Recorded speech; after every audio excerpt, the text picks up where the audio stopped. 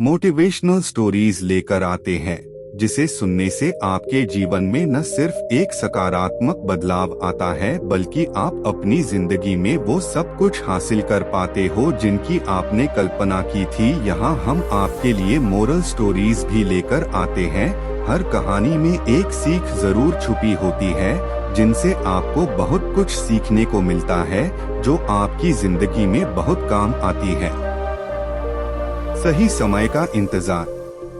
एक बार की बात है, गौतम बुद्ध अपने शिष्यों के साथ एक गांव से दूर किसी बड़े नगर की तरफ जा रहे थे। गर्मी के दिन थे और रास्ता भी बहुत लंबा था। गौतम बुद्ध अपने शिष्यों सहित बहुत देर से चल रहे थे जिस वजह से उन्हें बहुत प्यास लगती है।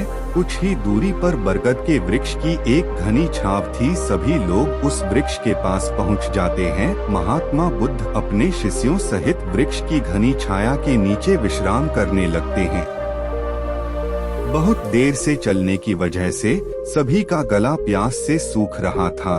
यह बात बुद्ध जानते थे। बुद्ध ने अपने एक शिष्य को कहा, आप इस बरगद की छाया से 20 कदम दूर जाकर बरगद की 2 बार परिक्रमा करके वापस आओ। शिष्य वैसा ही करता है जैसा बुद्ध ने बताया। परिक्रमा के बाद जब शिष्य महात्मा बुद्ध के पास आया तो बुद्ध, गौतम बुद्धा बोले कि क्या आपको किसी ठंडी हवा का अनुभव हुआ था? शिष्य बोला, हाँ महात्मा बुद्ध, उस उत्तर दिशा की तरफ से मुझे कुछ ठंडी हवा की अनुभव हुआ था।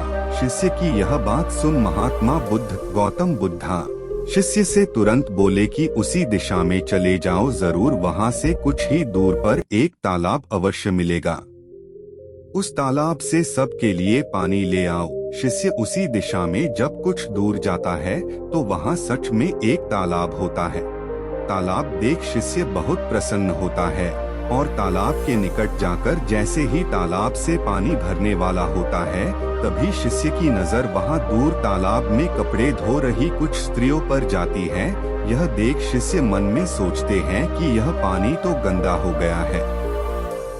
लेकिन जब शिष्य ध्यान से तालाब के पानी को देखते हैं कि अभी भी तालाब का कुछ पानी साफ है, इतने में 2 बैलगाड़ी जोर से तालाब के किनारे से होती हुई निकल जाती है। बैल गाड़ी के पहिए तालाब की मिट्टी के ऊपर इतनी जोर से निकलते हैं कि तालाब के नीचे बैठी बहुत सारी मिट्टी तालाब के ऊपर आ जाती है, जिस वजह से तालाब का बचा हुआ पानी भी गंदा हो जाता है। यह देख शिष्य बिना पानी लिए क्रोध में महात्मा बुद्ध के पास वापस चला जाता है। शिष्य बड़े ही निराशा भाव से महात्मा बुद्ध को सब बात बताता है। शिष्य की बातें सुन सभी शिष्य बोलते हैं कि हमें तुरंत यहाँ से निकलना चाहिए, किसी दूसरी जगह पानी की खोज करनी चाहिए वरना प्यास के मारे जान निकाल जाएगी।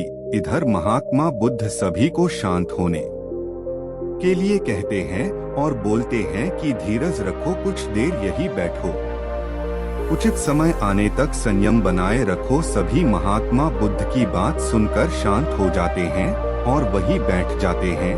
कुछ समय बीत जाने के बाद महात्मा बुद्ध फिर से अपने शिष्य को उसी तालाब से पानी लाने के लिए कहते हैं।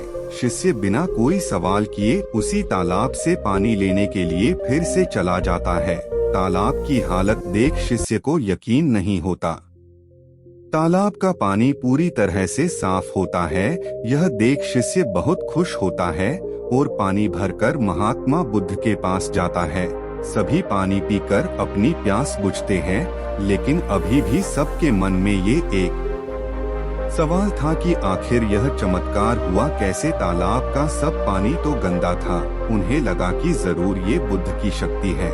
इनमें एक शिष्य ने यह सवाल महात्मा बुद्ध से पूछ ही लिया कि यह चमत्कार आपने कैसे किया? शिष्य का जवाब देते हुए महात्मा बुद्ध बोले कि यह कोई चमत्कार नहीं, यह आपके सब्र का फल है।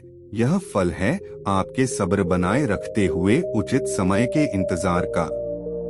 जितनी देर हम सब लोगों ने सब्र किया उतनी देर तक तालाब के पानी के ऊपर तैर रहे सभी गंदे तत्व और मिट्टी तालाब के पानी के नीचे बैठ रहे थे।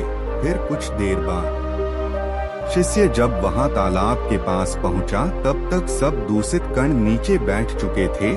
जिस वजह से तालाब का पानी पहले की तरह साफ हो चुका था तथा तालाब साफ दिखाई दे रहा था।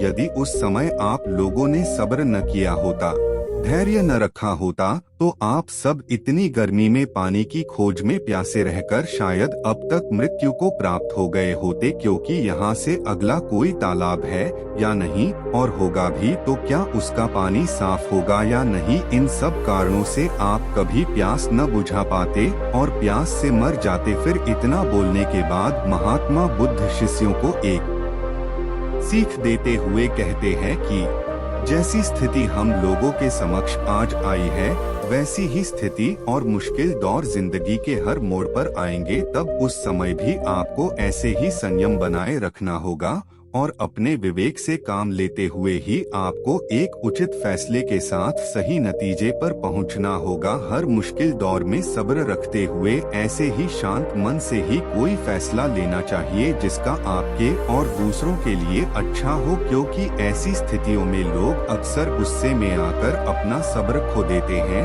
और गुस्से तथा जल्दबाजी में गलत काम और फैसला कर बैठते हैं, जिसका बुरा परिणाम उनको भविष्य में देखने को मिलता है, जिसमें खुद का नुकसान अधिक होता है। कुछ परिस्थितियां जीवन में ऐसी होती है जहां हमें सब्र बनाए रखते हुए उचित समय का इंतजार करना होता है, लेकिन लोग अक्सर यहीं पर अपना सब्र खो देते हैं और उचित समय आने का इंतजार नहीं करते, जिस वजह से उनको आगे चलकर दुख और मुश्किलों का सामना करना पड़ता है। बुद्धा स्टोरीज से हमें अपने जीवन में बहुत कुछ सीखने को मिलता है। हमें अपने जीवन की उन अनमोल बातों और ज्ञान का बोध होता है जो हमें हमारे जीवन में बहुत काम आती है। अक्सर इंसान जिंदगी में आने वाली परेशानियों के बारे सुनकर बहुत परेशान हो जाता है, तो ऐसे में हमें ऐसी बुद्धा स्टोरीज इन हिंदी से बहुत कुछ ज्ञानवर्धक बातें सीखने को मिलती है जो जीवन की मुश्किलों का सामना करने की ताकत देती है। यह बुद्धा स्टोरी इंसान के मन में एक सकारात्मक ऊर्जा का संचार करती है, जो मन में बनने वाली नकारात्मक ऊर्जा को खत्म कर इंसान को सही राह की तरफ अग्रसर करती है।